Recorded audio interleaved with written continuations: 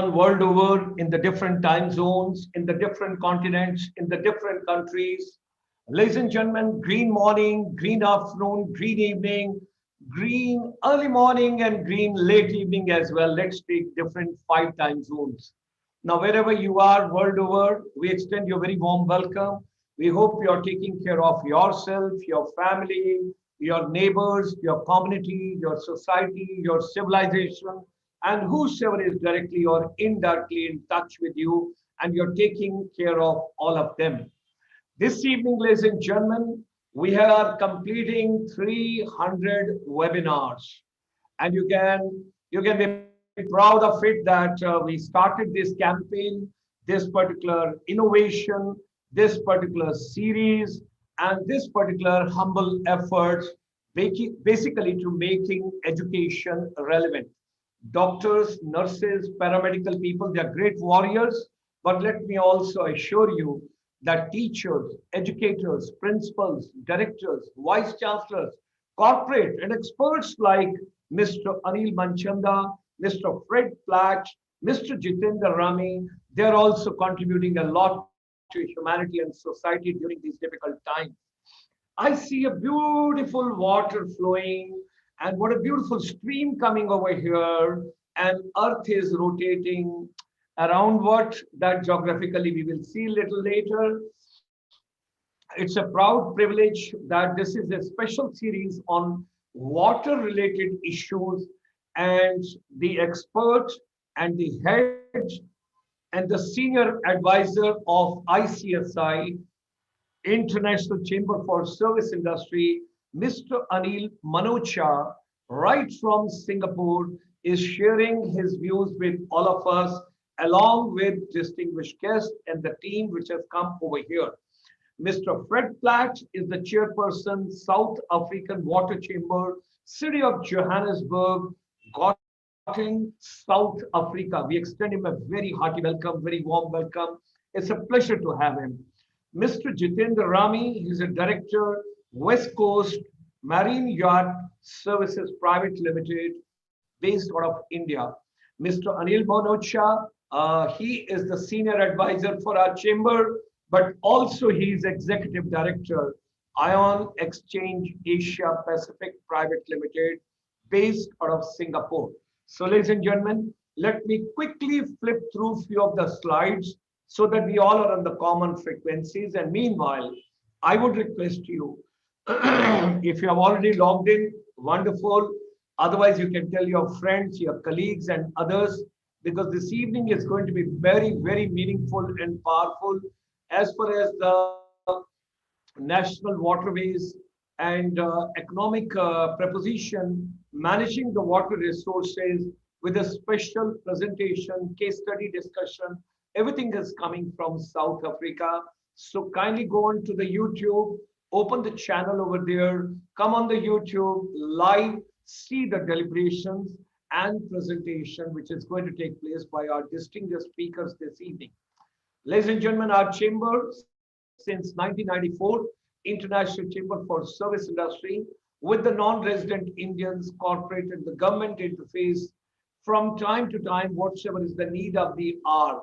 There are more than 30 million non-resident Indians abroad at this point of time. And today, when we are talking about making education relevant during this pandemic, during this coronavirus, and there are related areas which has to be taken into consideration that Anil ji will be telling in his address, how we are focusing on water management strategy. Heartiest congratulations to Honorable Prime Minister of India, Shri Narendra Modi ji, and the Honorable Education Minister of India, Dr. Ramesh Pokhriyal Nishank ji, and all the stakeholders, those are directly, indirectly related to education ecosystem, skills development, competencies, and then of course today's deliberation is on waterways, and we are talking about water management strategies. So very warm welcome to all my dignitaries and experts and scholars and visionaries, those are joining this particular program from the Ministry of Water Resources and other stakeholders. So hearty welcome to all of you. Pleasure to have you. Ladies and gentlemen, our chamber from morning 9 a.m. to 9 p.m. every day Indian Standard Time is live with all of you, totally the complimentary services. And we have go across to Australia, New Zealand, Fiji. From there, we come to ASEAN, Myanmar, Cambodia, Laos, Singapore, Malaysia, Thailand, Indonesia, Philippines, Brunei. And then, of course, we are going a little across to Middle East, where we are touching Doha, Qatar, Abu Dhabi, Kuwait, Sharjah. Then we are going to Dubai. Then we are coming to Bahrain. And then from there, we are moving to Middle East also. And from Middle East, we are going to Central Asia, Uzbekistan, Kazakhstan, Turkmenistan, Kyrgyzstan, and then coming to South Asia, Afghanistan, Bhutan, Nepal, Sri Lanka, Maldives, and then entire Indian continent. We are talking about India as a country, and then further going down to Mauritius, then Seychelles, and then going to Africa's continent, African complete. A lot of people are joining us from the different countries besides South Africa. We have got people from Kenya, Uganda, Senegal, Mozambique, Angola. So we extend a hearty welcome to all of them, those are joining us this evening.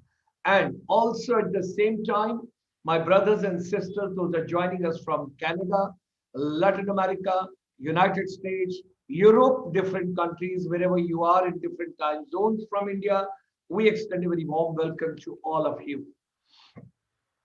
This particular slide, I would request all of us, those are watching on the YouTube, you should capture on your mobile phone, because this is the canvas of our chamber for the entire week.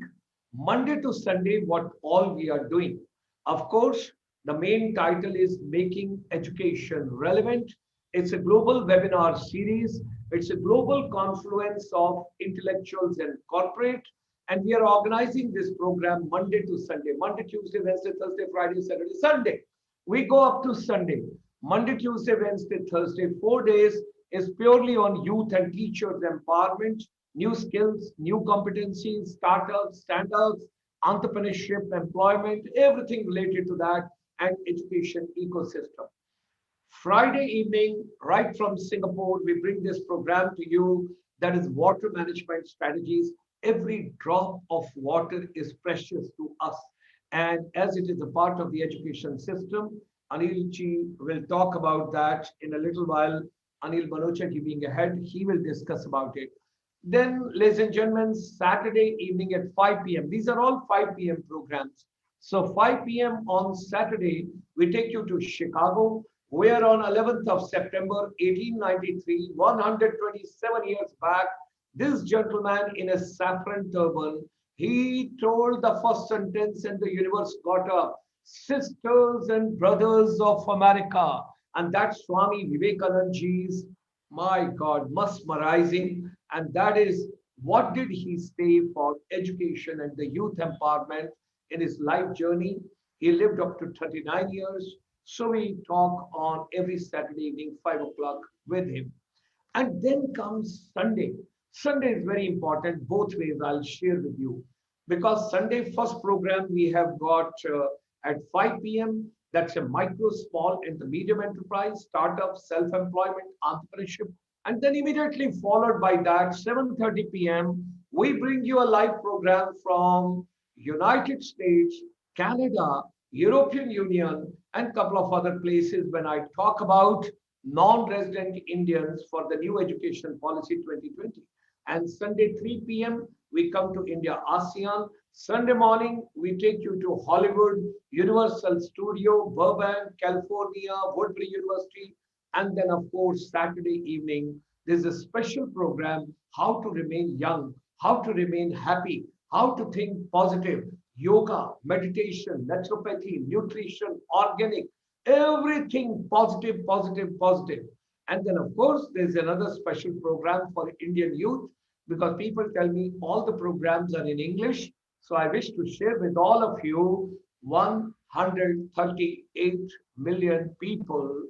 When I talk about India, then Monday to Friday, today's Friday, Monday, Tuesday, Wednesday, Thursday, Friday. So 5 days in a week at 12:30 in the afternoon, we have got a special program that is called what does today's youth want? And that is in Hindi. So, ladies and gentlemen, tomorrow is Saturday. 5,000 principals from the world over, they are getting together. We have got a fifth education leadership virtual summit tomorrow on 7th of November from morning 10 a.m. to 4 p.m. Don't forget to join us. It would be a pleasure and a treat to have all of you with us. Ladies and gentlemen, these are the findings from our chamber in the last 6 months. Cater for your basic food, cater for your good quality health and wellness. And third is education is earn and learn. B2B is now no more business to business. It's back to basics and sustainable development world over. So whatsoever human mind can conceive and believe, it can achieve. Let's come together. Let's make education relevant. And that's why we have got this powerful program this evening on water management strategies. Mr. Anil Manocha, the Executive Director, Ion Exchange Asia Pacific Singapore, and our Senior Advisor for the Chamber. He is based out of Singapore. He is an experienced professional in water and waste management. Both are very important areas. He is Executive Director with the Ion Exchange Asia Pacific Singapore. About 35 years of professional experience working in India, ASEAN, Middle East, Africa, and other parts of the world. Now, ladies and gentlemen, this entire program is coming live on the YouTube. So rest of the credentials you can go through, you can see it, and you can enjoy yourself as a part of the program. Mr. Fred Platt is the CEO, entrepreneur, investor, author, and chairperson, South African Water Chamber. We extend him very hearty welcome. Mr. Fred sits on the various advisory boards, organizations, chambers in South Africa focused towards water sector like South African Water Chamber Advisory Committee dealing with the Day Zero in Cape Town, drafting the chapter on water security in the National Development Plan, consulted Provincial Government on water issues, and many more. He has initiated the setup of over 200 small businesses to support and empower entrepreneurs. Ladies and gentlemen, in addition, he is the co-founder of the Footprint for Sam Foundation, a pediatric palliative healthcare organization. Is the author of the lesson of Rainbow Unicorn, a book inspired by his son. We extend a very hearty welcome to Mr. Fred. And we have also been joined by Mr. Jitendra Rami, Director of West Coast Maritime Yacht Services Private Limited, based out of Mumbai, that is in India. Mr. Rami has got 32 years of experience and he was with the Indian Naval Services earlier forces. Core expertise are pleasure boating, marine development, floating infrastructure development, water sports, nautical tourism, water transport, passenger specific, terminal design and management, passenger specific, cross-functional exposure in retail and IT industry. So, ladies and gentlemen, join me in welcoming and extending a very hearty welcome to our distinguished guests. Those are joining us this evening. And I request now Mr. Anil Manocha ji to kindly take over the stage and to take on further proceedings. Our senior advisor, Mr. Anil Manocha from Singapore, with regard to water management strategies. Namaskar. Thank you, Gulshan ji, and good day to everybody. We have started this webinar series on addressing water issues from October 23rd. And we had close to 4 lectures in the past, and we have discussed various aspects of water management. We covered the supply side of water management, demand side of water management, the aspects of food, water, energy nexus. Also, we covered the aspects how we can clean the natural bodies through a ecological route. And also we talked about how India is progressing towards minimizing the water consumption in the agriculture sector. Friends, as we know that when we talk water, water is a part of our life, and unless and until we educate ourselves and unless and until we find a value in water education, whatever we do at policy level or execution level will not be sufficient. We need the support of everybody. And as we know that all of us as a human being must bring economy into ourselves and our family. And let us talk a bit on adopting water as a profession. Now, when we look at water as a profession, there is a role for everybody to play. There is a role for somebody who has just passed out from the school, or who is just was not able to do well, and he was just a 8th class or 10th class pass. He has a role to play. Somebody who has studied science has a role to play. Somebody who has studied law has a role to play. Somebody who has studied engineering has a role to play, and somebody who wants to get into policy matters, legal matters, have a role to play. For example, I take the example of Singapore. We have a concept in Singapore called handyman. A handyman is a person who visits your house and fixes all your problems. So when we face a problem, whether it's a problem related to leaky taps, or it's a problem related to electrical failures, or it's a problem your washing machine not working, your air con not working, or water filter not working. So this fellow possesses the basic knowledge, and he comes and sets this problem for you and charges a fantastic money from you. And probably most of the handyman in Singapore earns much more than an engineer. So if we relate with India, and if we relate how we can bring the concept of ITIs for a people who have just passed out 10th or 12th, and give them the basic knowledge on how to set right the gadgets which we use. Now, practically everybody in the homes uses the water purifiers. Everybody in the home have a air con. Everybody in the home have a fridge, and the Indian economy is booming. So if we can create a skill set to manage that aspect of providing a right type of solution to people, I feel we will be creating enormous amount of opportunities.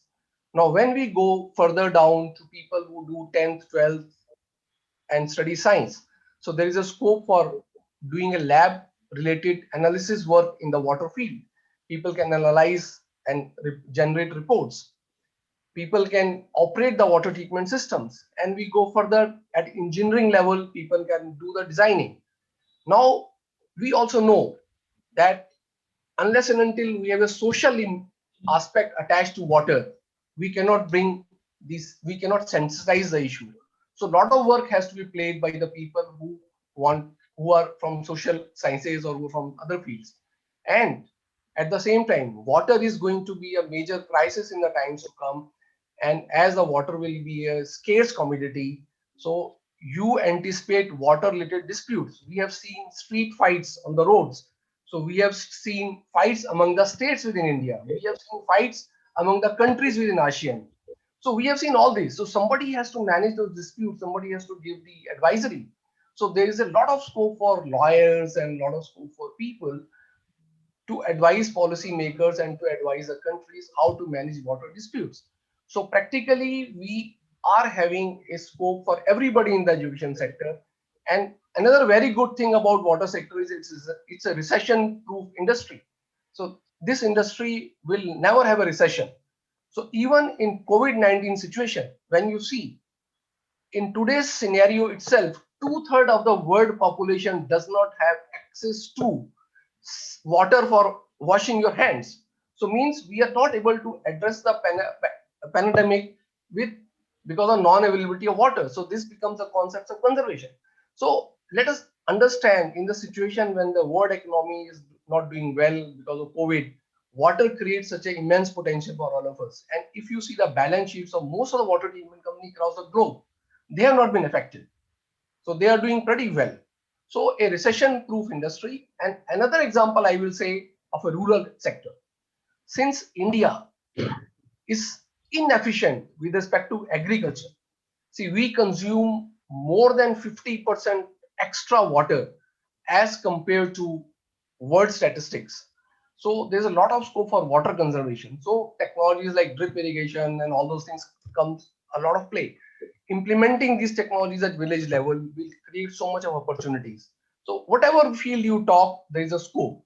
So I personally feel one can have a separate session on how water can be integrated in education system, right from operators level to a decision maker level. So I will not get into more details because this session is specific to understanding the water needs. So that probably we can keep it at the later time, but we'll keep on sensitizing the audiences to understand how important it is. Now let's go back to my first speaker today. My speaker for the today, first speaker is Fred. Fred comes from South Africa. And most of us has been reading in newspapers in 2018 that the Cape Town city was almost going to a zero water situation, and how that city emerged from zero water situation to 80% water levels in the dams, and what they did, I frankly do not know. So we'd like to hear it from the horse's mouth. And then how a country like South Africa, which is one of the driest country in the world, is addressing the water challenges. Just for the sake of information for the audiences, the average rainfall in South Africa is close to 490 mm annual. When I compare this rainfall with India, India's average rainfall is close to 880 mm, and the world average is close to 820. So practically South Africa is getting half of the rainfall. And how then they are managing? And then there are a lot of other issues. The rainfall is not adequate. It is not divided uniformly across the boundaries. So this is the information which we had a surface level. So maybe I will ask Fred to take over on the floor and give his talk and give his mind to us. Over to you, Fred. Thank you. Thank you very much, Mr. MANOCHA. It's an absolute pleasure to be with you, and it's an honor. I always say South Africa and India have an umbilical cord that links us together. We have a proud history together, and we share, I believe, a bright future.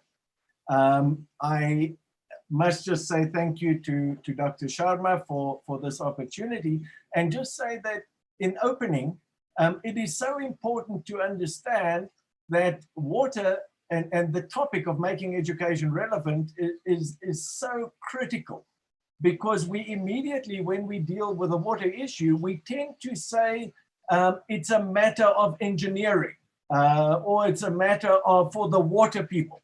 But when we go through the Cape Town water crisis, you will see that it was more about managing people, managing the education of people, managing the understanding of water, managing the value of water, than it was in finding an engineering solution. So with your permission, I'd just like to share my screen. Okay.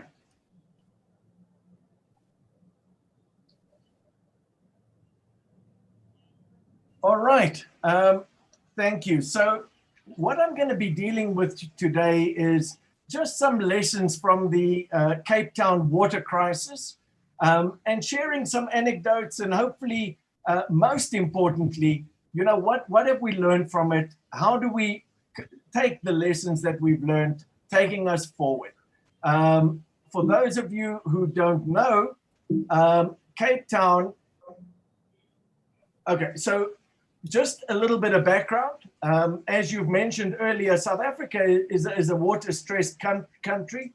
It is a serious water-stressed environment. Just a little bit of background. We have about 48% of the global average in terms of rainfall.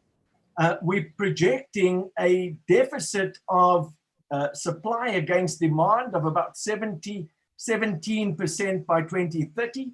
Back in 2004, 98% of all the surface water had already been allocated. And then, of course, we've got the type of problems that face many countries. 25% of our river ecosystems are critically endangered. 36.2% of our municipal water is lost through leaking infrastructure. 44% of our water treatment plants are in poor or critical condition. 56% of our wastewater plants are in that same position. And only 5% of agricultural water is available for what is a critically important part of our country, and that is the land transformation and the involvement of previously disenfranchised Black farmers into it. We require at this point in time infrastructures, or it was projected about 58 billion rand a year. That has now increased to about 100 billion rand a year over the next 10 years, resulting in about R1 trillion worth of investment into the water sector that is required. For those of you who haven't been to Cape Town is one of the most beautiful cities on earth. I'm very, very biased, being a South African and also having a place in Cape Town. But Cape Town is one of the gems of the world in Africa. It really is the tourist hub for South Africa. It is incredible natural beauty. It's also where our wine industry is situated. A lot of our financial services are situated there. And it's a very, very fast growing. We also have 4 major universities. And it's the #1 convention city in Africa. And then we get to a situation where we have this headline that hits the world, Day Zero. Day zero is the day that we anticipate that Cape Town will run out of water. So we're sitting in a situation where, from a position where we could just open a tap and know how much water and there'd be water, to a situation where people are now queuing at wells and boreholes to try and get some water to augment the water supply that they have. But this is not a new problem, because if you look at South Africa, and just to explain to you effectively, on the left-hand side, these are the quarters: September, October, November, January, June, July, August, March, April, May, and December, January, February. And if you look from 1950 to 1981, the blocks that are in white is on average rainfall. The blocks that are blue is above average rainfall. And then you look at the blocks that are brown, and it's below average. So between the period 1950 to 81, we see a couple of dry years, but overall on average or above average. After 1981, we see an inflection point. And if you look at the area, sorry, I just want to go back one. If you look at this area over here, that is the area in the June, July, August is the winter rainfall area. And that's the area that Cape Town is situated in. So it was a steady progression from 1981 where we saw a reduction in rainfall and a understanding that this problem was there. So if you look at the headlines in Thursday, April 26, 1990, it said the city will run out of water in 17 years. The city of Cape Town was warned. Everybody knew, but as is human, I suppose, we believe that everything will be okay. We believe that there'll be enough water, and we believe that we'll get through it. And we've had a couple of dry years, but it'll be fine, and we will solve our problem through rainfall going forward. So what impacted on these, what made the change? Firstly, as I mentioned, climate change. The signs were there. We knew what was happening. The second thing is rapid urbanization.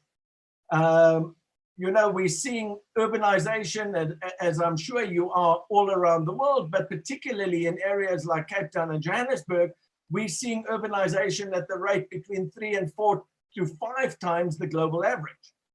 There's an increase in agricultural activity in the area. There's a change in agriculture to irrigated lands, olives and grapes. There's an increase in industry and commerce. We see government's policy implementation failing, and we see an aging infrastructure. So here's the timeline effectively that impacted on day zero, 2014 to 15. We had some droughts.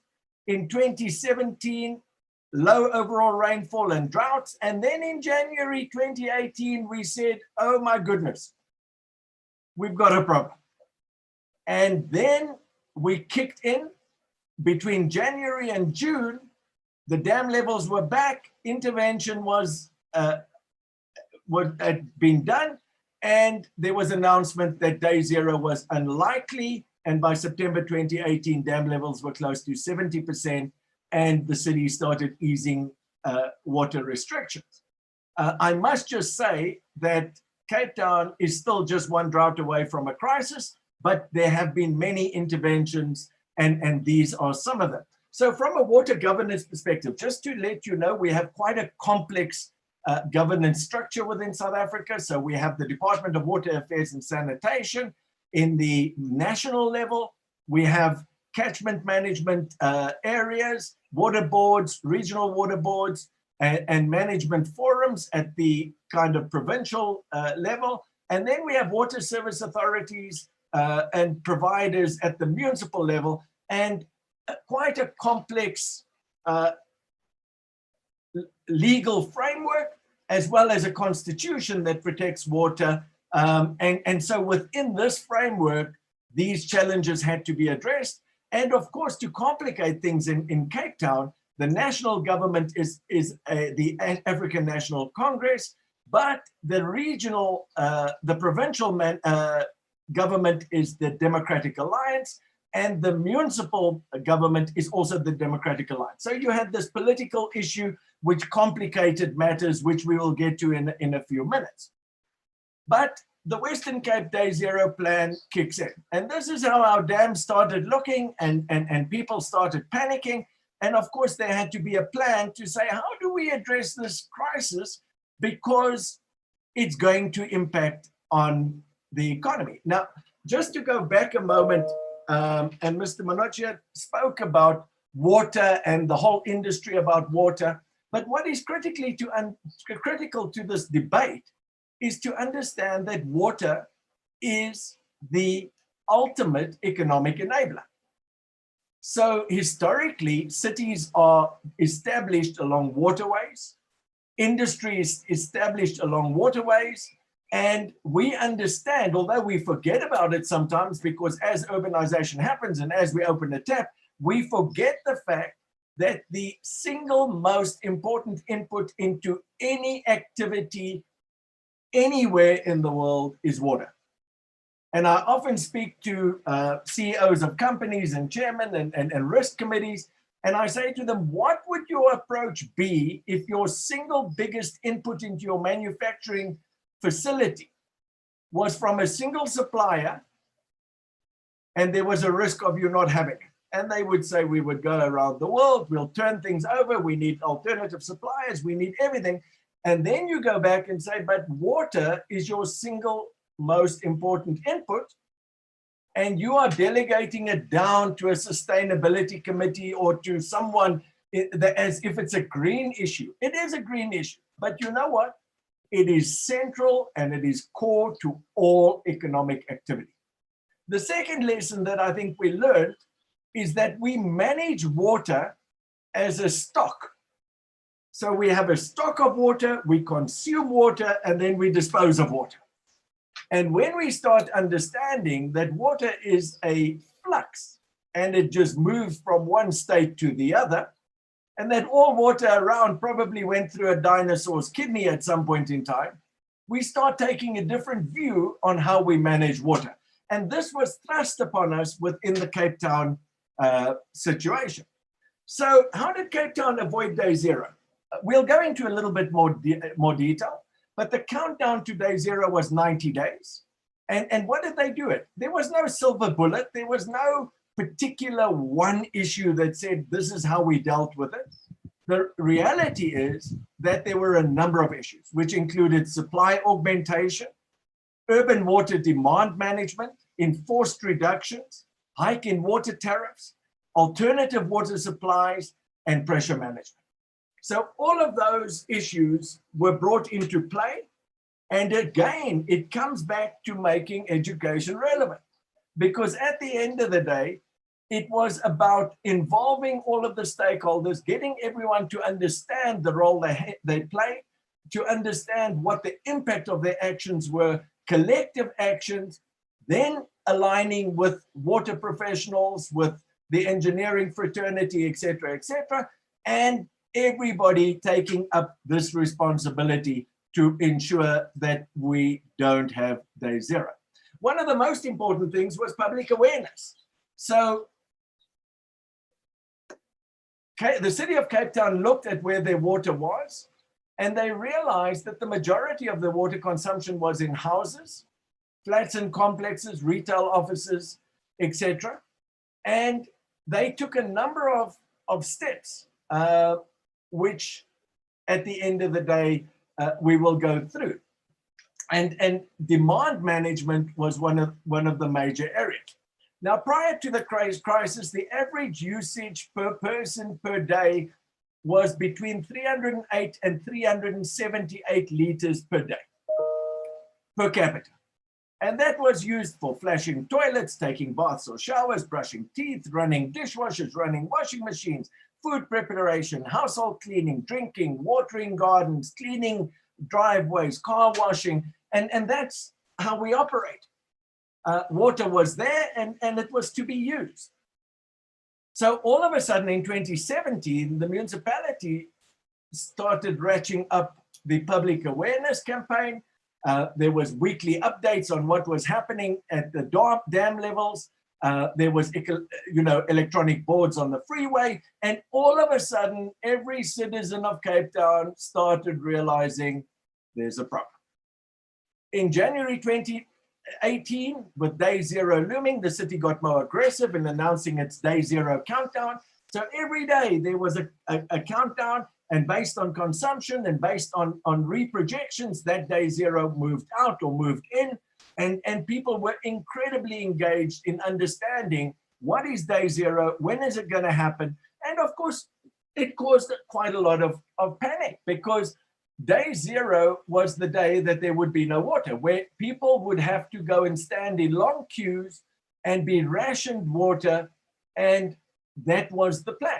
So the plan that was announced was that if we run out of water, there would be water points, people would go and collect it, the military would be brought in to protect people, and of course, this contestation for water, everything became a challenge.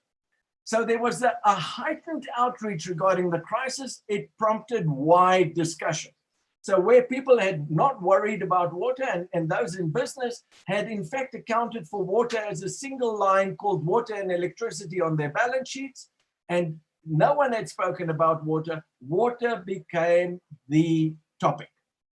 So public awareness also meant that government's enforcement became every citizen. So people that were washing their cars, that were breaking the rules, the citizens started managing that, because everyone realized this was the problem. And then, of course, there was a lot of talk around how. It's one thing to say we've got a problem, but what can you practically do? And of course, these gained traction, but we also had problems, because we had problems in wealthier areas where people said, well, it doesn't matter, I'll pay for it. So this became quite a challenge in managing the more affluent areas who had very big gardens and big swimming pools, and who actually said it's not really our problem. So nowhere in Cape Town, you couldn't go anywhere without seeing something. You saw a sign in every water point. In the airports, if there were 12 basins, they would switch off 11 and have one, and with pressure demand much lower. And wherever you went, if you booked into a hotel, they would, and one of the most interesting things was if you walked into a hotel room or into a lobby, they would put the amount of water bottles in the middle in a display that showed how much water you would be using if you were taking a bath. So people all of a sudden started seeing the reality of what was going on. The other thing, of course, is that all plugs were taken out of the bath in the hotels. So there were no plugs to plug the bath, and you could only shower, and there were rules around showers. You could only shower for 2 minutes. You had to put the shower on, put it off, so as we did in the military. So, we had, there was a very, very clear management of that. The other thing, of course, is that there were a number of interventions in terms of pricing And then you can see how steep the tariffs had increased for people that were consuming water. So all of a sudden, water became incredibly expensive. So not only did we have water restrictions, but there was this incredible point where water just became almost prohibitively expensive at certain consumption levels.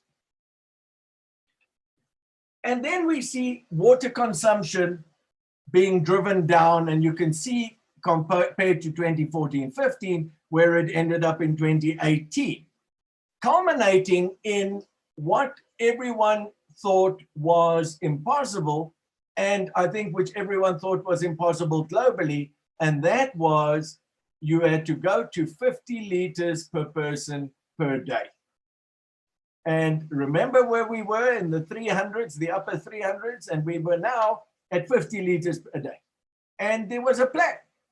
You could use 10 liters for laundry, 10 liters for showering, and there was very, very clear guidelines and help. How do you do it? How do you achieve it? How do you shower with 10 liters? How do you flush your toilet with 9 liters? How do you brush your teeth with 2 liters? How do you look after your pets? How do you wash your dishes? How do you drink? How do you cook? And there was a whole communication strategy around that started driving this home, because the alternative was too ghastly to contemplate. The second thing, of course, that was critical was addressing a leaking infrastructure. So like most cities, we were seeing 30–40% of our water being lost through a leaking infrastructure. And of course, it doesn't help to fill up a leaking bucket. So a critical component was addressing leaking infrastructure, whether that was in government, whether it was in homes, whether it was taps leaking, or whether it was toilets leaking, or whether it was whatever it was. That was a concerted effort to say, how do we address a leaking infrastructure? It also talks back to all the issues that we spoke earlier about in terms of education and the amount of people that are needed to address a crisis like this. You know, we immediately, when we talk water, we say, well, you know, water engineers, whatever. The most important people here were communication people, marketing people, you know, people that ran the campaigns, people that were accounting, that were data management, all of those type of things. And then we got to the plumbers and to the infrastructure people with regards to the leaking infrastructure. The next, and I think one of the very, very successful interventions that were done was a pressure management system. Now, this had a number of impacts, one of which was to assist with leaking infrastructure by reducing pressure in the system. And the second thing was just to make less water available at the point of use. And that was done through pressure reduction as well as aeration. And at the end of the day, there was a water pressure management system which saved about 10% of overall municipal water consumption, which I think was an incredible feat that was you know, achieved. However, like everything, there's always some challenges. So all of a sudden we had very, very big buildings that were dependent on pressurized fire systems, insurance companies, and in reduction of the pressure, all of a sudden there was increased fire risk, there was insurance implications. So again, it was not just an issue for the municipality or for the consumer, but we had to bring in the insurance people, the risk people, the fire people to try and understand what are the implications of all of these actions that had been taken. The next thing was the issue of groundwater and using the aquifers. So the first thing with boreholes is everybody started putting down boreholes. Notwithstanding the fact that we have legislation in the country and there's abstraction limits, etc., etc. But again, the affluent people that had access to it just started putting boreholes in the gardens, and we started as a country realizing that, you know, an aquifer is merely a battery. It's not a source of water. It's a storage facility. And if it's not raining, it's not a sustainable thing. So it's there to be harvested. It's there to be managed during periods of crisis. but understand the limitations of that, and also understand the distribution and the fact that that groundwater, just because it's below your house, doesn't belong to you. So there were many issues around the issue of groundwater, and then of course the use of the aquifer.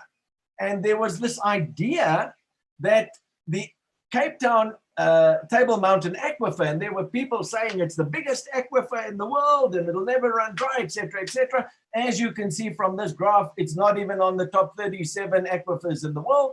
However, you know, it became a source, but there was a lot of criticism, a lot of environmental issues, because if you took the water out of the aquifer, what would be the consequence? Would it be filled with saline water from the sea, or would you be having cavities that have potential collapses? So all of this, and there was, you know, the universities and all the clever people were involved in this debate and managing it and keeping all the stakeholders together, the environmental guys, the you know, just aligning everybody towards a common strategy.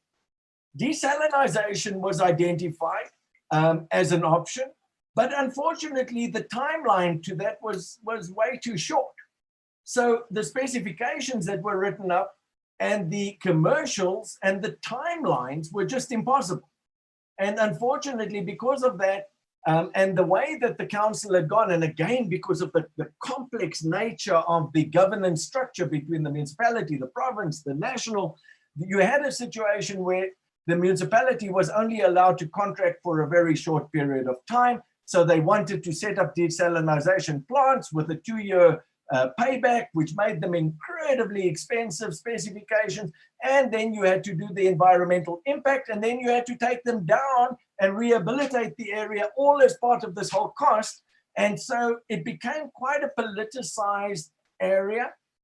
Scale was an issue. There were people that were arguing that we should put up a 500 MLD plant, and there were people that were arguing that you should put in a lot of smaller plants, etc., etc. And then, of course, there was this thing between national and local government. And in addition to that, we started having international interference from other countries saying we can do this and we can do that, and political parties aligning with different countries. And so all of those issues really complicated this matter, resulting in some of the challenges. You know, there were a number of desal plants, but as you can see, you know, many of these plants didn't achieve what they needed to. Some of them were successful, but some of them were fouled because of the fact, and I put it in because of the fact that we dispose of a lot of sewage into the bay, impacted on the efficiency. And so all of these factors got the city, the province, and government to start looking and saying, how do we plan a more sustainable outcome? But what do we do immediately to augment water? Reclamation is not something that is in our culture of water usage in South Africa historically. So we take water, we use water, we dispose water. There was no culture of reuse, but of course, a couple of things drove this. The first one was the availability of water. The second one was the economic value of water. And I think there's a whole debate around how we value water. Because if we don't put the correct value on water, then we end up in a situation where people don't value it as a commodity, where they just treat it as a disposable commodity. But because of this, you saw households reusing and reclaiming all of their water, as you see with this lady on the left. She said, and you know, people were showering. If I went to Cape Town, I used a bucket. And I would be in the shower, but I'd catch all the water that I had, and that was used for the plants, for flushing toilets, for whatever it may be. So the culture of reclamation and reuse was from the ground up, and it became quite an important component of the Cape Town city's water plan going forward. And then in the final analysis, there was the intervention of government. So there's this contestation in South Africa. About 60% of our water is allocated to agriculture, not always very effective and efficiently used. And at the end of the day, government intervened. They throttled the allocation earmarked to agriculture, and they released that into the city. And that was the final bridge that saw Cape Town get through day zero. Still, the challenges are there. Water security, there's many disparities in South Africa with regards to access to water. We spoke about it earlier, how many people around the world. COVID has put a spotlight on water globally. COVID has highlighted the fact that certain people don't have access to water.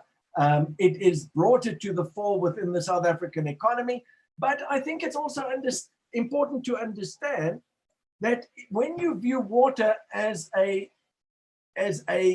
economic enabler, then getting water to the most disenfranchised and the poorest communities, it should be the #1 priority of government. Because I always say, if I leave, even in our desert areas, when you fly over what we call the Orange River, as far as you can see water, you see activity and you see economic activity. And when water ends, you see the desert beginning. So the reality of the matter is, if I put water in a desert, and there's many countries globally that can attest to this, you know, whether you look at the UAE, Dubai, which is a city that is flourishing because there's water, whether you look at Israel, or whether you look at the way that Singapore has dealt with their water challenges, water is fundamental to the economic activity. So if you look at water and we say, what really is the issue with water? The first issue with water is a political decision to understand water as an economic enabler. So once you see water as an economic enabler, that drives your approach to water, because you start putting value on water, you start putting water at the points where you don't have development, and you use that water as part of your national development strategy. And at the end of the day, you would be surprised what just putting water into an area does for its economic activity. So for now, the city and its residents are enduring moderate drought conditions. Urban water restrictions remain in place, although strict, much less strict. But of course, everybody has realized the value of water. And that is driving behavior, and that is driving the planning, the understanding of water. So what are the lessons? The first lessons is that the cities need to adapt to this understanding of climate change. Within South Africa, 50% of our water is from rainfall over 5% of our country, and then we pump it over. And we have this idea that we put large surface dams and then we push it through. But when we start understanding, as I said, that water is not a stock, but a flux, and that you can reuse it multiple times, and that what we would traditionally see as a problem, like a sewage works, is actually a mine of opportunity, in that it has water, it has latent energy, it has chemical capabilities. Then maybe our approach moves from saying we need money to solve this problem to a situation where we say, can we not give this out as a concession to someone who can mine this wonderful opportunity that we have? So it's a matter of changing your perspective. The second thing is that local government has to be decisive and lead with citizens and communities and business and researchers in these decisions. You can't manage what you don't measure. So it is so important to understand what. As I mentioned, when we started off, I showed you how the warning signs had been there, how we knew about urbanization, how we knew about everything. But if we don't measure water against that same matrix, we end up in a situation where we face our day zero. Communication from local authority will be put to test. So it requires strong political leadership with regards to water. It doesn't require people that procrastinate in decision making, because when a crisis hits you, you need to know there's a problem, and you need to know what is your plan, and you need to know how to communicate it, and you must know that you are going to face criticism. Finally, establishing public trust and confidence in the management of the water resource is key to achieving widespread cooperation in water saving behavior.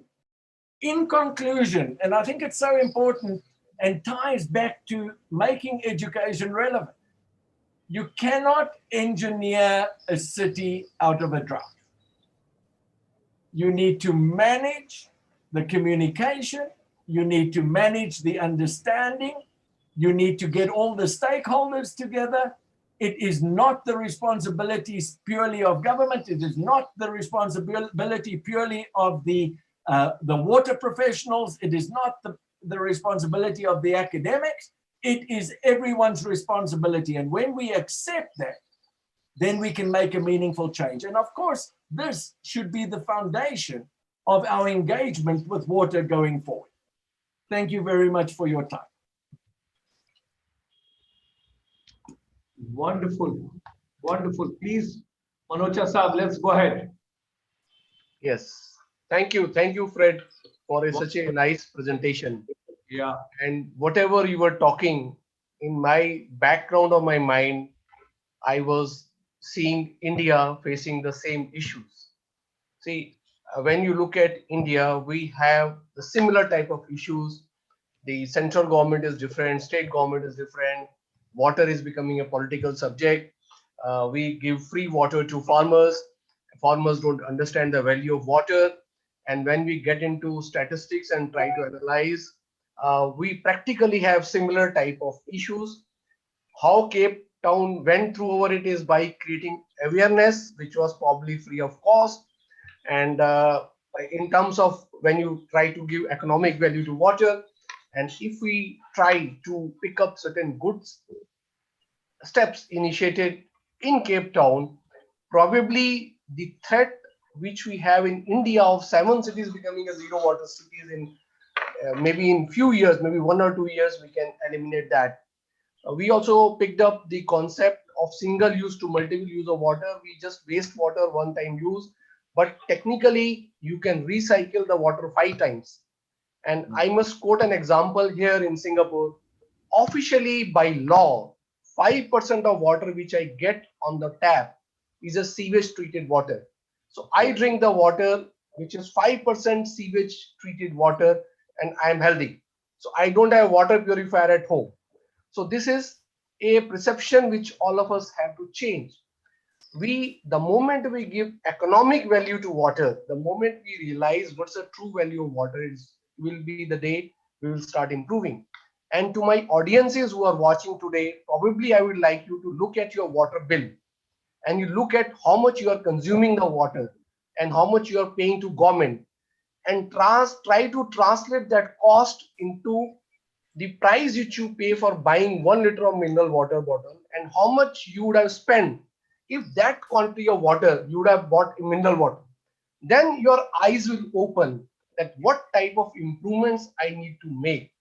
And then if we collaborate, if I make it as a public movement, probably India will also follow the same steps, or probably India has a capacity to do better.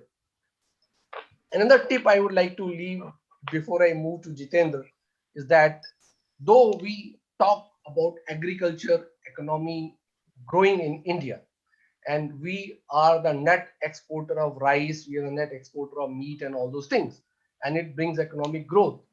But a country which is water starved, and when you try to realize how much virtual water I export 4 times of water when this crop leaves my country to other country. 4 times of water which is required for my household consumption and industrial consumption. If I just manage the water in agriculture sector, I can overcome the problem of houses and industries. When you compare, there are a lot of statistics which I'll keep on sharing at any point of time to compare India versus China, India versus world on agriculture side. We consume 3 times more fertilizers. Our efficiency is half of the world in agriculture sector. We consume more than 50% of water. So every area requires some sort of intervention by public, by government, and by considering it as a movement. And another good point which I took from you is broadcasting the problem. The moment you broadcast the problem to people, people become sensitive to water use. So thank you very much, Fred. Very nice, insightful presentation, and hope during the concluding things, Gulshan ji will have more to say. And if Gulshan ji permits me, I can go to my second speaker. My second speaker today is Jitendra. Jitendra handles the issue of how to make economy vibrant with the flow of water. If you look at India, India has rivers, India has lakes, India has ponds.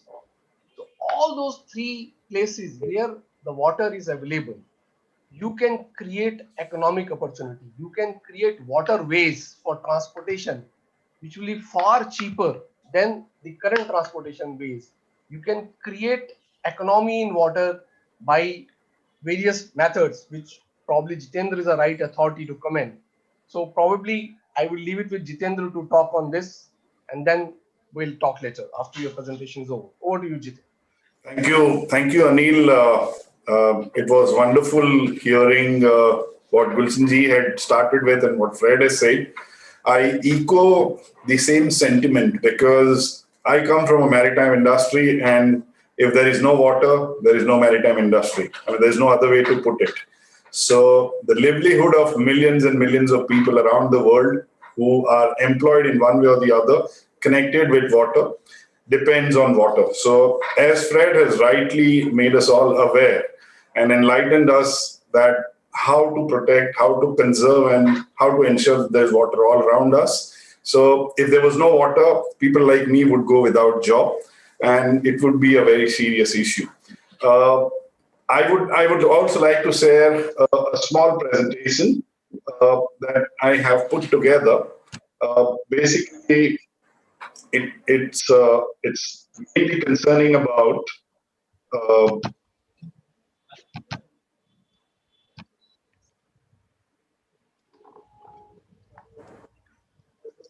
I hope everyone is able to see this. You can just increase the size. Yeah, fine. Yeah, yes. So basically, I will pick up from where the Fred has left, that water is so essential to entire human existence. And if we go back into the history of civilization, you would see that the initial major civilization which flourished around, whether it was Indus Valley or whether it was around the River Nile or whether in China you go around the Yangtze, it's all happened around water. And as Fred rightly said, if you look from top, you will see that things exist as long as there is water. The moment water does not exist, things cease to exist. What I'm mainly focusing on is about hinterland waterways and the various activities that you can do, which are various socioeconomic activity around the waterways, around the various water bodies. This first image that you see are the actual images that are from various places in India. So this is a brief about myself, which Dr. Gulshan ji has already covered. I would like to start with some very important information, that maximum number of major cities in the ancient past or recent, or whichever way you look at it, are settled around the waterfront. Water transportation is extremely cheaper when compared to by road and air. Water transportation is less polluting. Waterfront properties are prime real estate. Waterborne tourism activities are picking up in India for quite some time. Marina development, that is a real estate with pleasure combined kind of activity. If it is done on a waterfront, it actually enhances the real estate value almost by 300%. One of the major concerns that India actually had in pre-independent days, wonderful and functional waterways, which over a period of time got degenerated. However, the present government has been very mindful in first term and in the current term to actually reactivate lot of these waterways, and government is very strongly pushing for it in India. India also has a very large dams, reservoirs, large rivers, which have actually not been tapped for various waterborne activity, particularly towards tourism sector. So that's also an area which will provide a lot of opportunities in the days to come. Another important aspect is that the waterborne activities are extremely labor intensive and they have a domino effect on economy. I'll share some part on the national waterways 2 of India, also some case studies in Punjab, Rajasthan, and then we'll introduce 3 succeeding case studies where the success has been achieved. So the first is about National Waterways 2. So in India, we have now over 100 designated waterways, but these 2, National Waterways 1, which runs from West Bengal to Varanasi, and National Waterways 2, which is primarily in the northeast sector. And in these 2 waterways, there is an incredible amount of focus that the government has done to regenerate them by means of dredging, by means of building a landside infrastructure which involves logistics, which involves cargo, multimodal hubs, and tourism as well. So if you look at National Waterways 2, it runs from Sadia, which is up north towards Arunachal Assam border, all the way to Dhubri. It's about 891 kilometers. Also, you have world's one of the largest fresh river island called Majoli, which is located in the river Brahmaputra. Now, this area offers tremendous opportunity in terms of transportation, in terms of passenger transport, in terms of waterfront development, because this is a greenfield area now.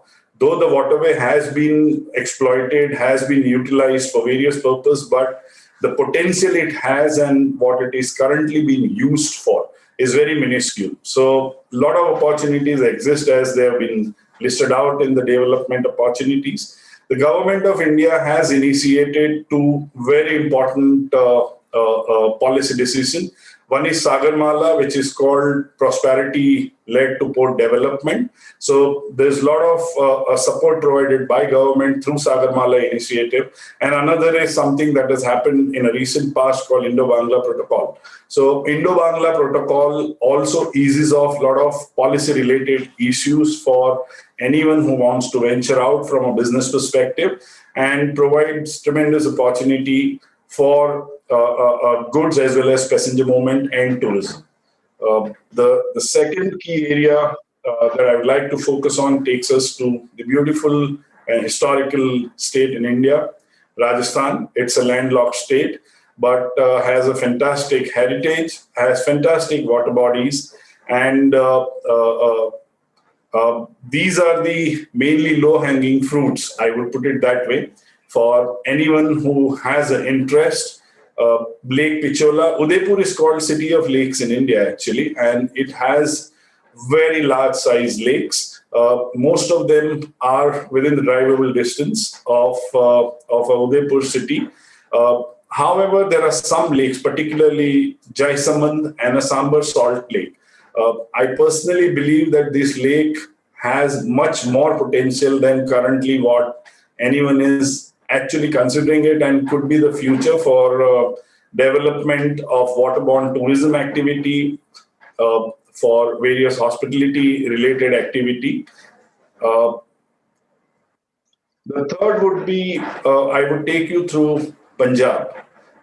Punjab in India, is called a golden land as far as agriculture is concerned, because the 5 major rivers of our country flow through Punjab. Now, there is a very wonderful small place called Ropar. Ropar is also a town very drivable distance from Chandigarh. And what I have showcased here is something called Pinkasia Complex. It is very closer to a Pinkasia reservoir. And here you have, as you can see in the first image, a patch of barren-looking land.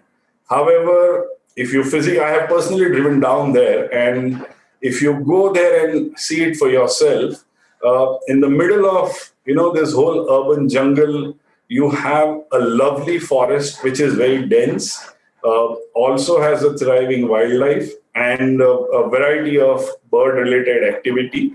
However, the correct development was initiated, but somewhere I have no idea why it was left behind. So anyone who would like to explore it further, this is one place where a lot of opportunity and a lot of options are available. The various details are listed out in Advantage Pincassia as I have listed it.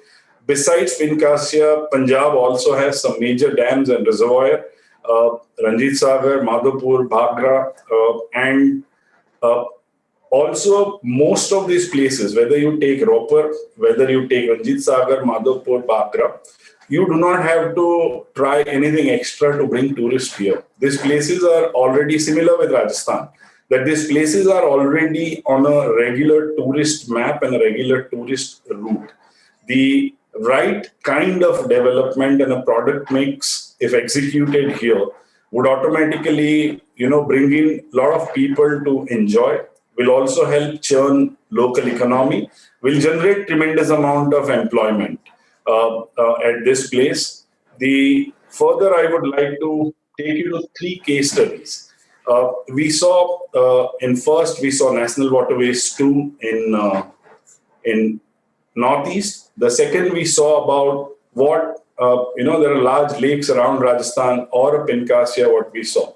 So these 3 case studies pertain to places or a location where actually nothing existed before the development started.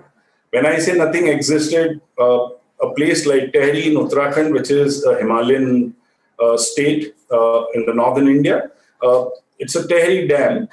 I think it is one of the largest rock-filled dam in the world, and a reservoir stretches about 65 kilometers. So when the work started over there in November 2013, we had to travel 18 kilometers to find a decent food. And there was no employment or economic activity around over there. But the government had a vision over there.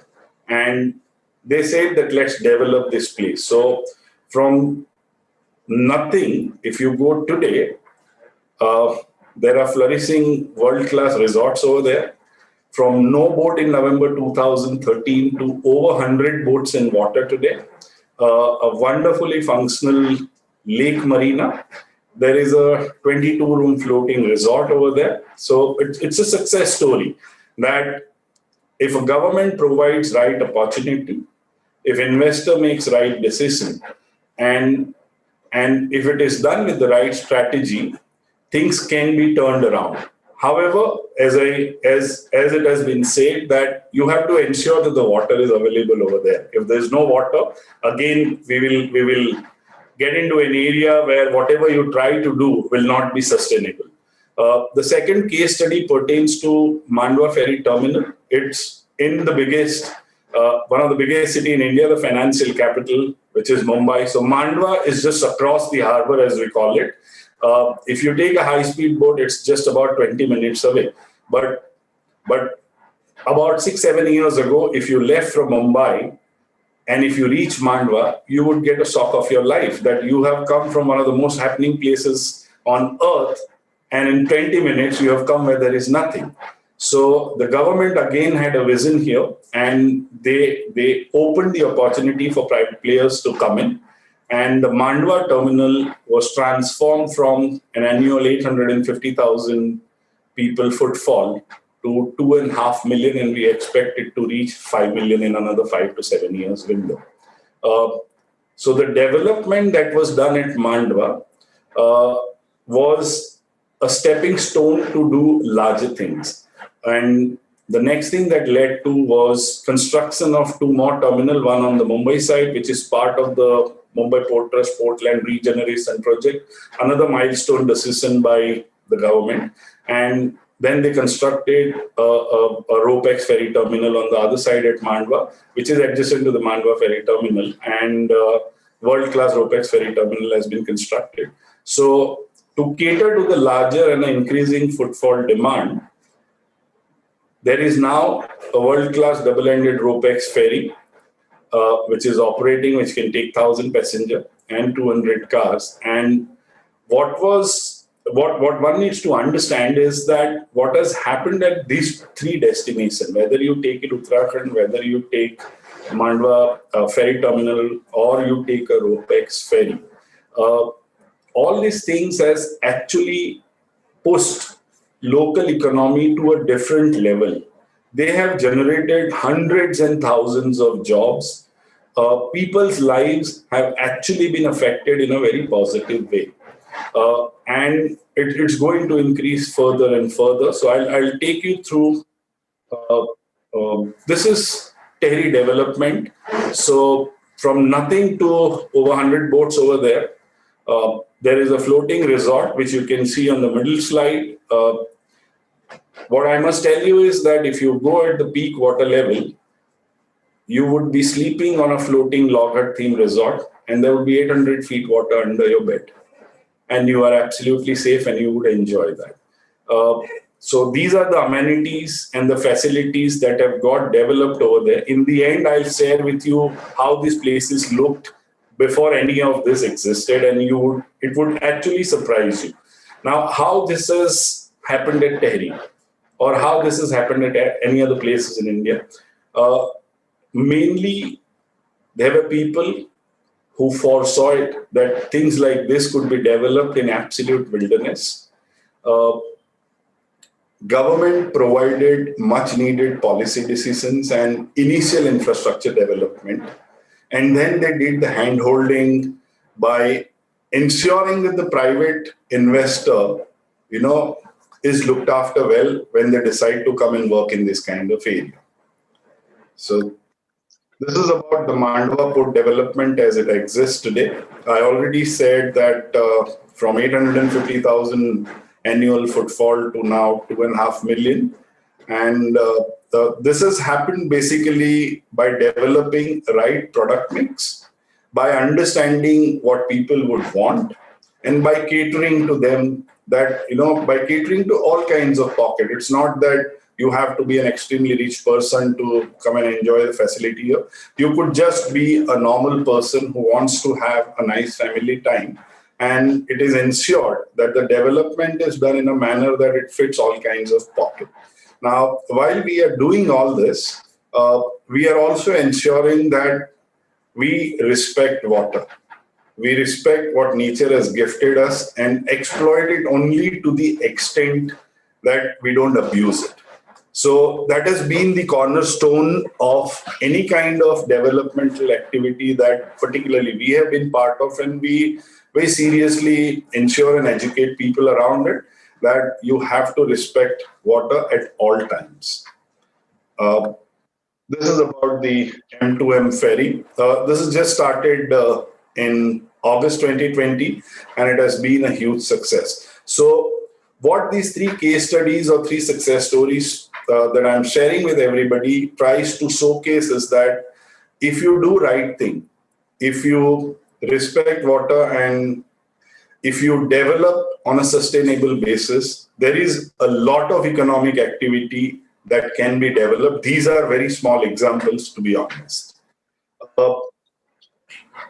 For anyone who's interested in building a life around water, these are some of the key points that I can share with everyone.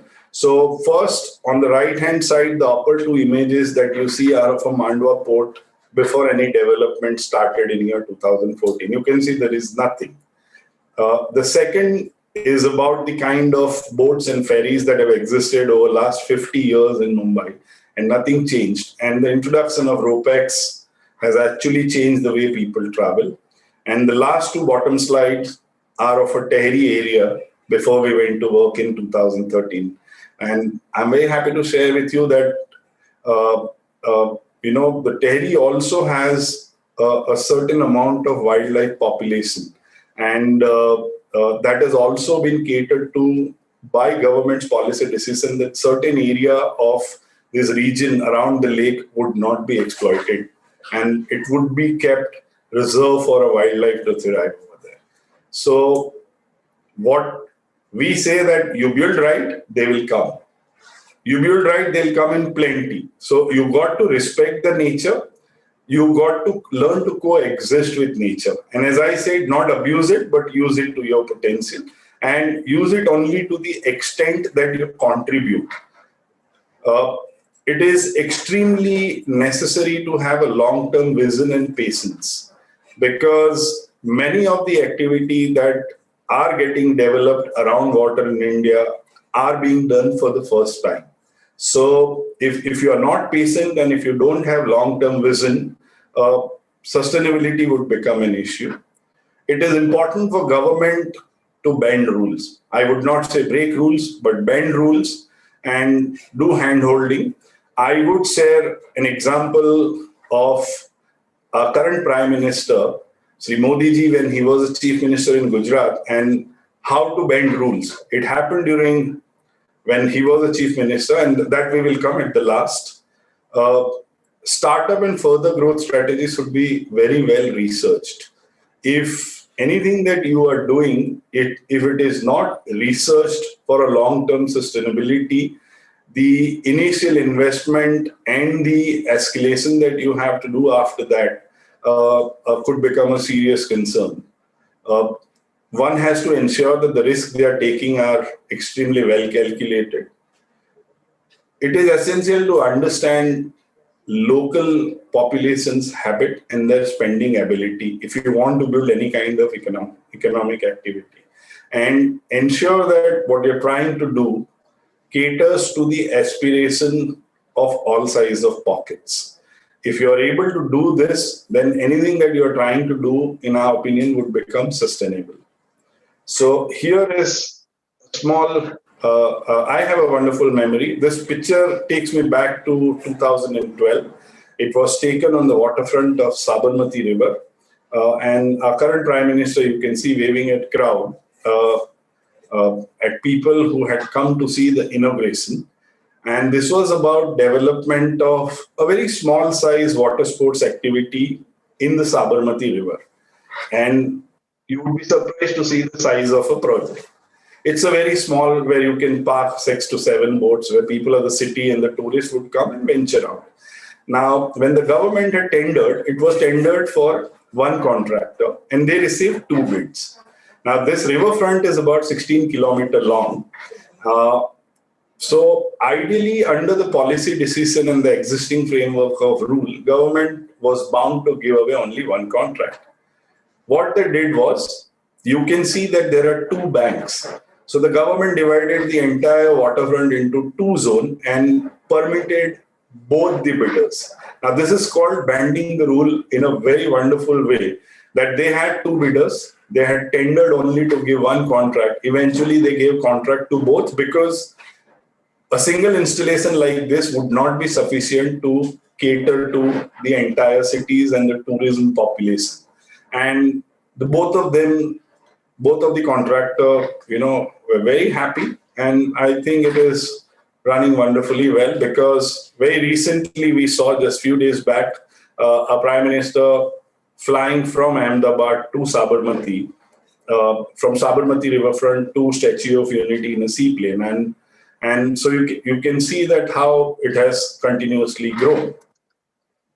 This is another shot. I would also take it back to where Sri Gulshan started, the importance of education. Maritime industry is governed with lots and lots of regulations, which are mandatory and necessary also. And the manpower who gets employed also requires certain degree of training, certain development of certain degree of skill set, and a very good understanding of various laws. Now, there are 2 kinds of laws that apply to any kind of water activity that you do in India. One, we call it Inland Vessel Act, and the another we call it MS Act.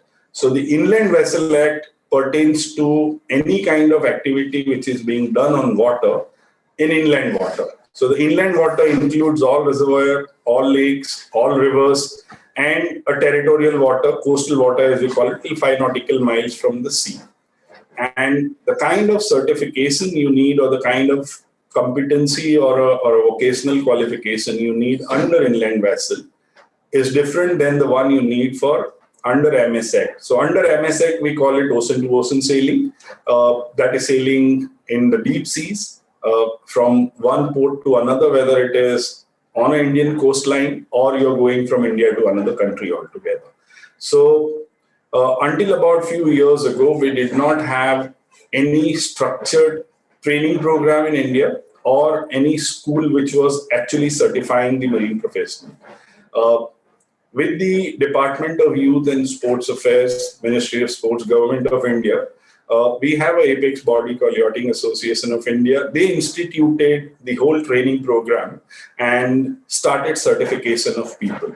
So today, if you intend to work in a water body which is under IV Act, then you can go to, and there are many sailing schools around India which are providing the certification and training. You can get yourself certified. This is a sustainable skill development part that is supported by the industry for the industry, and these trainings are not expensive. You can get yourself certified. So here you are taught basic seamanship. You're taught how to navigate, emergency response, safety, security, and most importantly, you are taught about how to use water to your benefit and not to spoil it. So similarly, global training program, RYA is one just example I have given.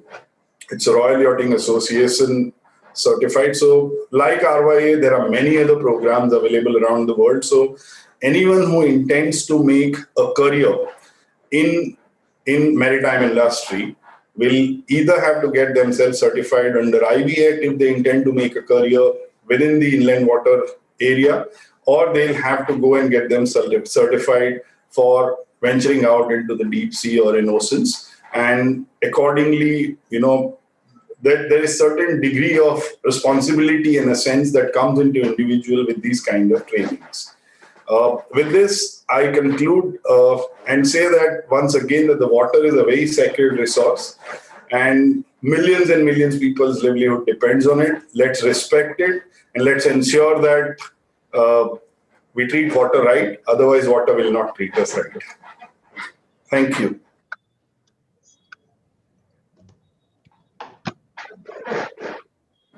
Wonderful.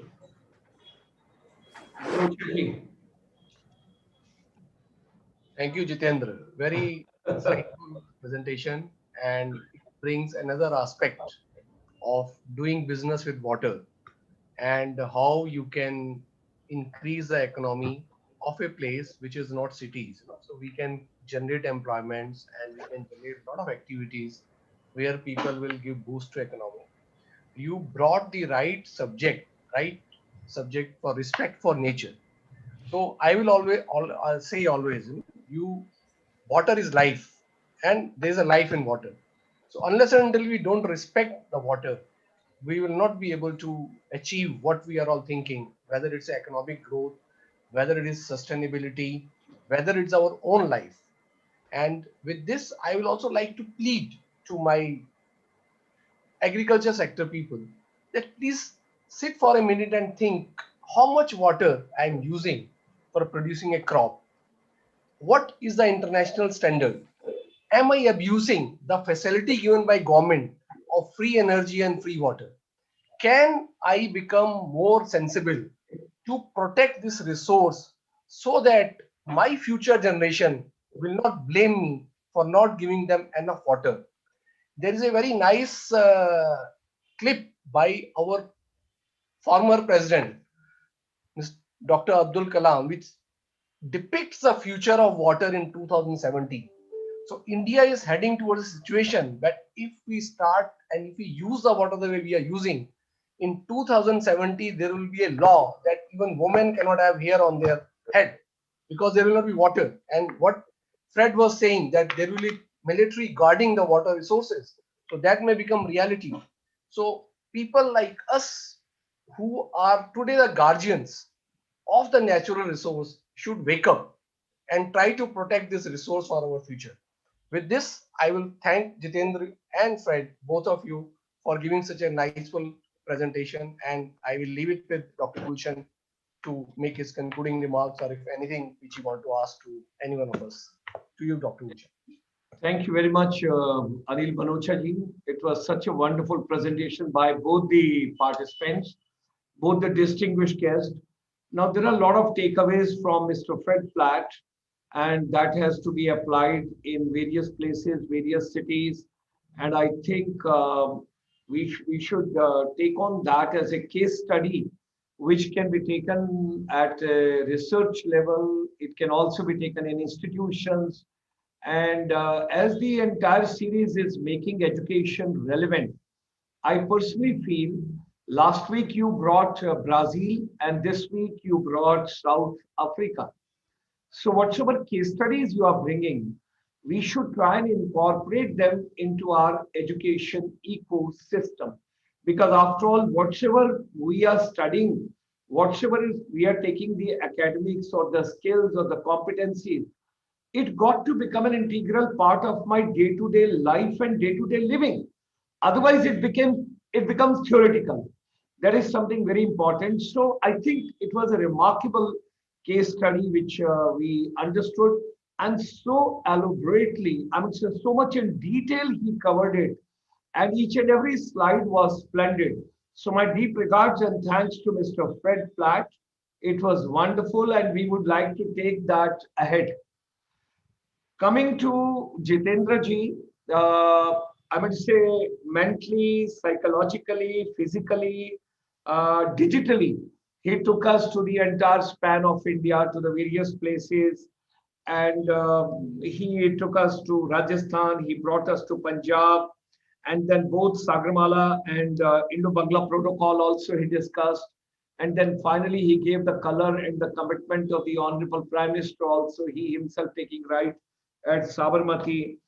So there are a couple of questions which comes, anybody can take on. I don't know, sir. There is a question from former CMD of the NSIC from under the aegis of Ministry of Micro, Small and Medium Enterprise, Government of India.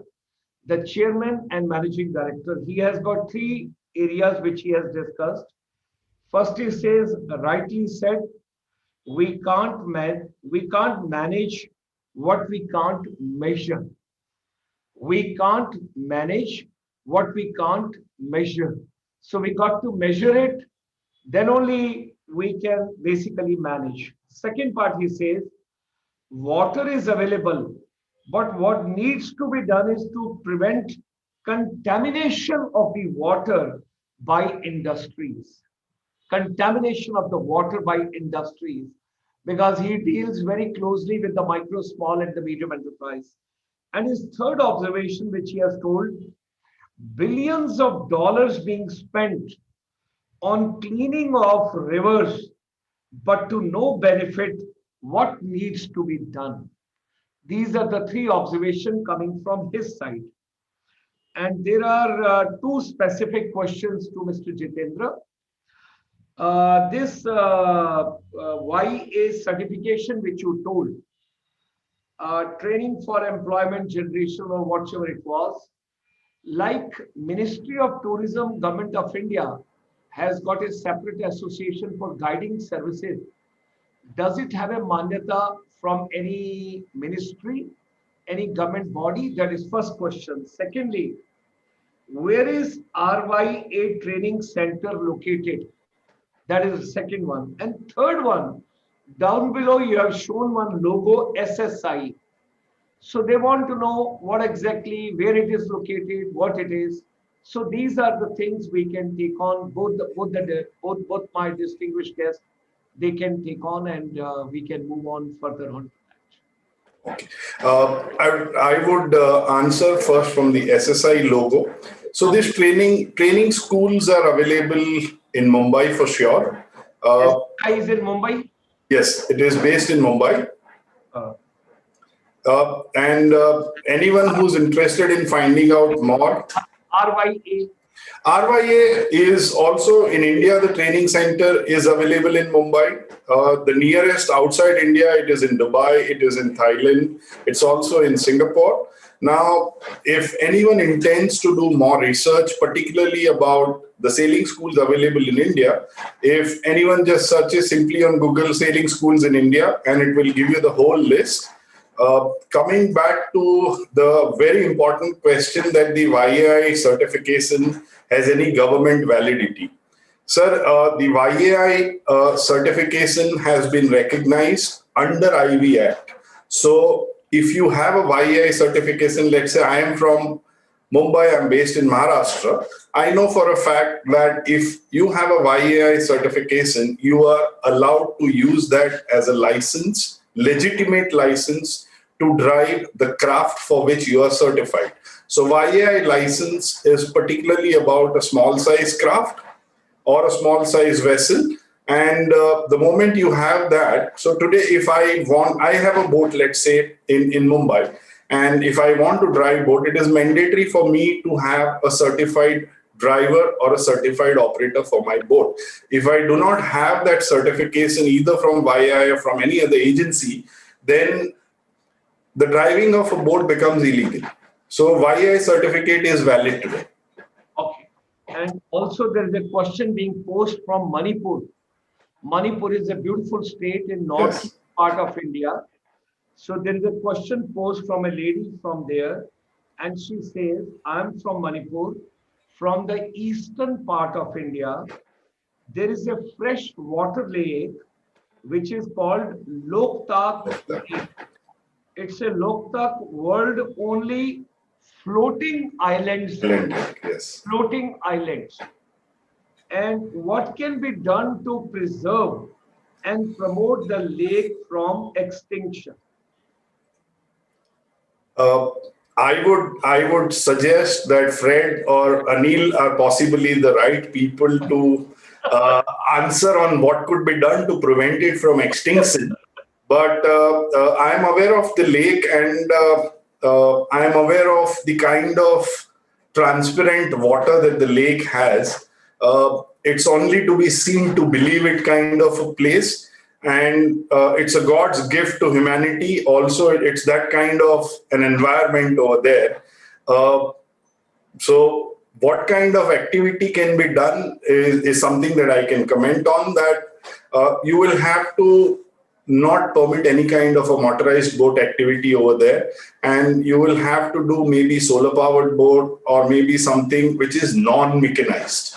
So that would ensure that the lake's beauty is preserved, and we look at alternate energy sources to do any kind of an activity in that lake. But on preservation side, I would request Fred or Anil to throw more light on it. Okay. Can we take on Chairman and Managing Director's question now? Mr. Fred would like to take on, or how to go by? Yeah, thank you. With regards to, I'd love to see the place, and I'd love to make a comment on it, but I would be the wrong person to make a comment on that. But let me just get back. But I'm coming to visit it, and then I'll give you a comment once I've been.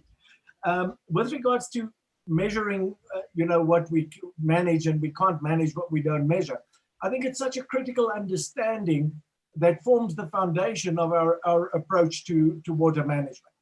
And when we look at measuring what, we need to understand not only the quantum, not only the availability, not only that, but also the value associated to it, the potential economic value. And when you start understanding and you can measure all of those, then you can manage and come up with a constructive way forward. Now, the reason we look at contamination by industry, and it's a major problem. It's a major problem all over the world. And I think there's a number of approaches that need to be taken. The first one is education. Because when industry understands that it is disposing of an incredibly valuable resource for beginning, the moment you start understanding the real value of water, then you will take a very different approach to it.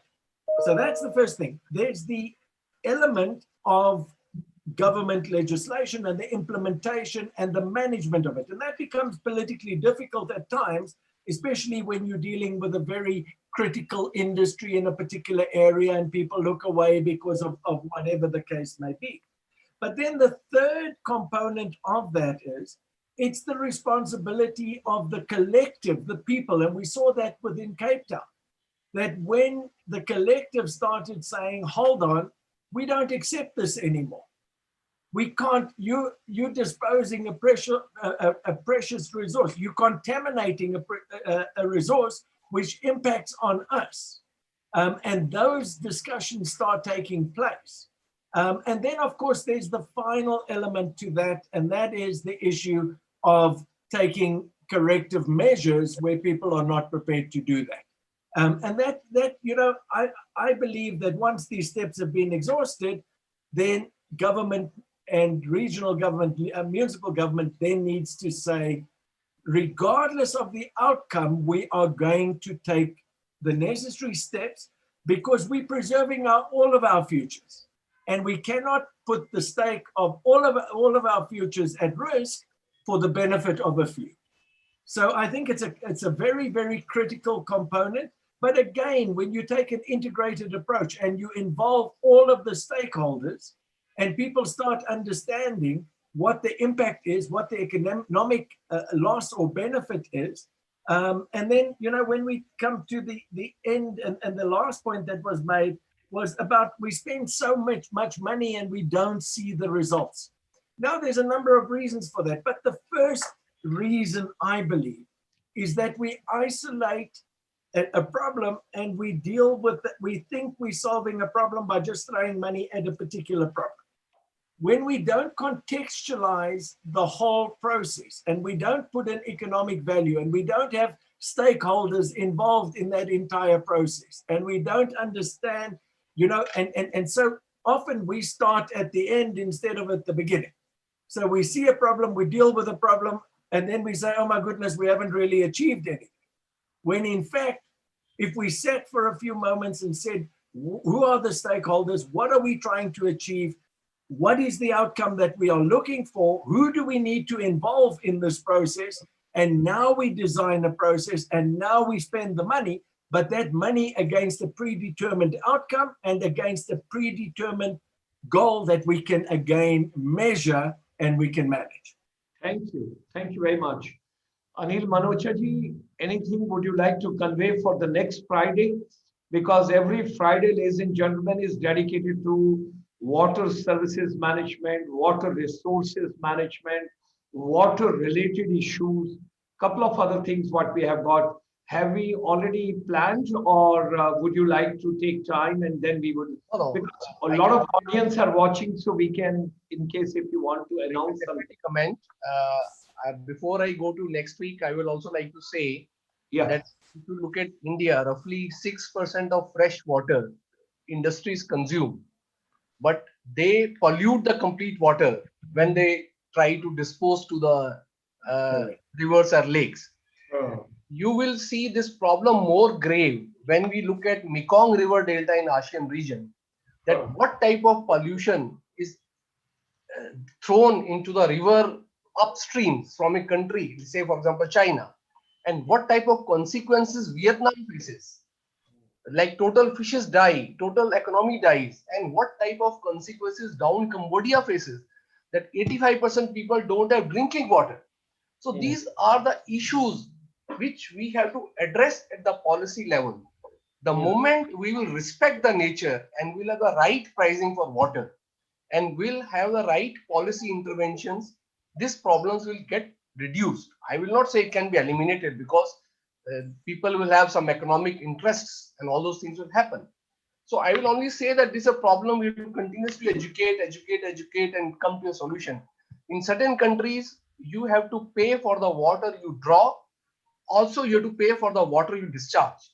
So there is always a pressure on the industry to conserve water. So as what we already commented before, that we use only once the water, but there's a possibility of using the water 5 times. And in the Thames water in UK, the water is recycled 7 times. So that is a potential which is available. The moment we start working on this, we'll be able to solve the problems. Now, this is my comments. As far as next week speaker is concerned, we are getting a very renowned professor next week who has published close to 100 papers dealing with industries, dealing with institutions, dealing with various bodies. So across, and he is going to talk on the surface water quality monitoring and management.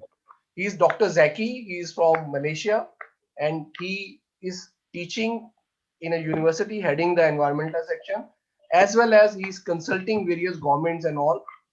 So he comes with a very high credentials. So we will listen to him on the quality aspects of surface water management, and that is planned for next Sunday. Sunday after that, we are going to talk about Singapore water story. And after that, we are going to talk about underground water management. And with the permission of Gulshan ji, probably then we will have the last session, I believe, on 11th. That's what you have mandated me. Probably we'll like to discuss with you, can we bring some panelists which will discuss specific issues on that day. Yes, I sir. have to request you, one evening has to be exclusively dedicated to Punjab. There are some serious concerns, serious issues, Okay. and we have to bring the experts. This is my humble request to you. Okay. It is water levels are going down. And not only that, the paddy cultivation, what we are talking about. Secondly, the cancer which is increasing with the contaminated water. And I'm sorry to say that one of the train which is named as a cancer train, which goes with the patients. So I personally feel that we will be doing a great justice to humanity. Let us have, because we are talking about rivers pollution, we are talking about lakes pollution, we are talking about water levels going down, we are talking about waters with high, I'm not from the experts background, but there are some elements available in water which basically, de facto your bones and everything and all whatsoever is happening. So there are more patients because of certain water conditions or water chemicals, or I don't know what exactly it is. I don't know the name because I'm not expert, with due respect. I come from a very different tourism background. So thereby, and at present, tourism is taking a backseat. We should forget about 2021 also. Any international tourism in India, I'm very clear about it. If we have listened to the views of the Additional Director General Tourism, Government of India, Mrs. Barar, day before yesterday, in one of the panel discussions, she told, focus only on domestic tourism, forget about 2021 also. We will think of in 2022. However, the planning will go on for international tourism. So water conservation, water management, water related issues, water related strategies, and water related programs in school, colleges, and institutions as a part of making education relevant through the efforts of Mr. Anil MANOCHA ji, the gentleman. This is his program. This is his baby. I'm just an outsider intruding. But well, I have taken the liberty because he has been kind to tell me to conclude the session. So with these words, my deepest regards and gratitudes to Mr. Fred Platt and Mr. Jitendra Rami and Mr. Anil MANOCHA ji. Thanks a lot. God bless all of us. Stay safe, stay healthy,